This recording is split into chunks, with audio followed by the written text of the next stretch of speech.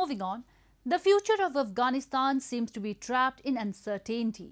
The Taliban insurgency is gaining momentum with almost one-third of 421 districts or district centers in Afghanistan under its control.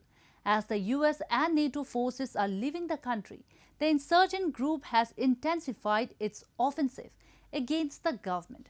This time, the Taliban's military offensive is focused on the northern districts, far away from their southern strongholds, and several provincial capitals are under threat. Several observers believe that Afghanistan is on the path to civil war. A report. The United States began a war in 2001 with an aim to rid Afghanistan of Al-Qaeda's threat and topple Taliban's regime. Weeks after, the Al-Qaeda killed at most 3,000 people in the 9/11 terror attacks. Nearly 20 years later, Afghanistan is on the verge of going back to where it all started, into the hands of Taliban. Violence has been raging throughout Afghanistan.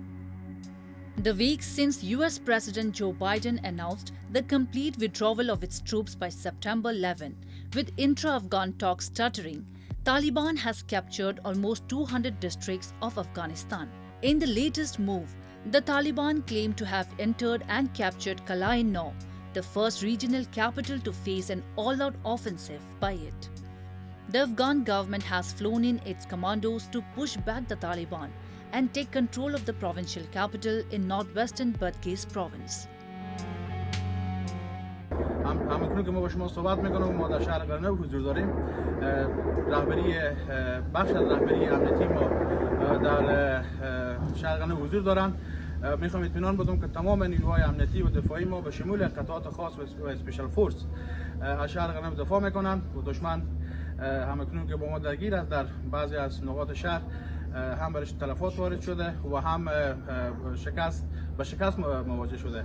آخرین حرف رئیس برای فعلا که خونسردی خود حفظ کنیم. انشالله من قول میتونم که ما همه با هم در کنار هم انشالله شهر قرنو دفاع خواهیم کرد.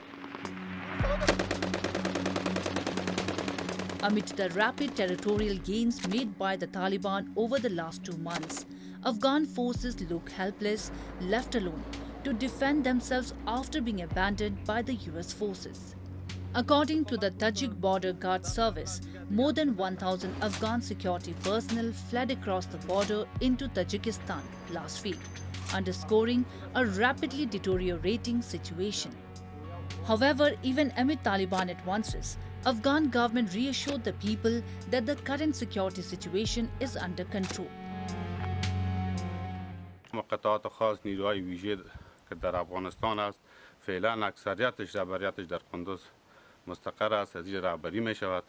هیچ نوع مشکل نیست، صرف جز از خسته بودن و کسل بودن بعض سربازای ما یک دمه گرفتیم. هیچ نوع مشکل نداریم. اکثریت ولسوالی‌ها پس ما پلان داریم، پلان عملیاتی دوربرد داریم، پیشروی داریم که تصفیه و تلاشی گرفتن ولسوالی‌ها تمام قریجات پس به حساب پست‌های خود قریب فعال میکنیم.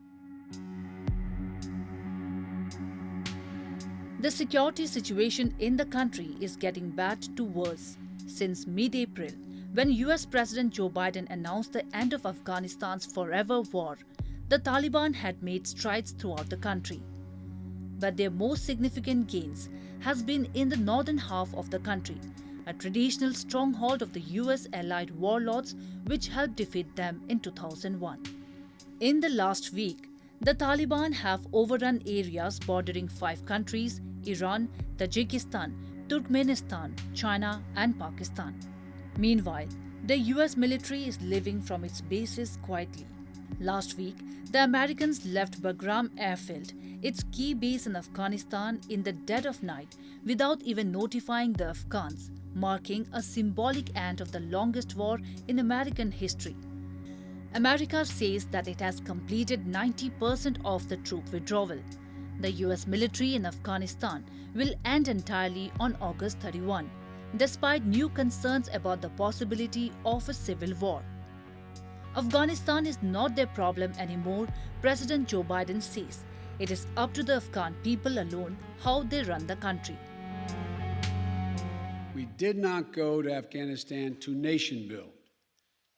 And it's the right and the responsibility of the Afghan people alone to decide their future and how they want to run their country.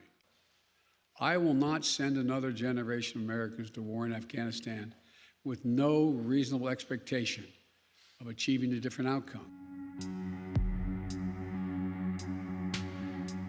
Negotiations between Afghan government and the Taliban negotiators in Qatar have failed to make substantive progress in recent months, though the warring sides have been holding meetings in recent days.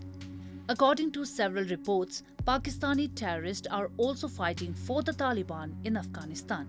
Some media outlets and political commentators in Afghanistan are blaming Islamabad for the current turmoil in their country, alleging that the Pakistani military and its intelligence agencies are backing the Taliban following the withdrawal of foreign troops, helping militants capture more territories.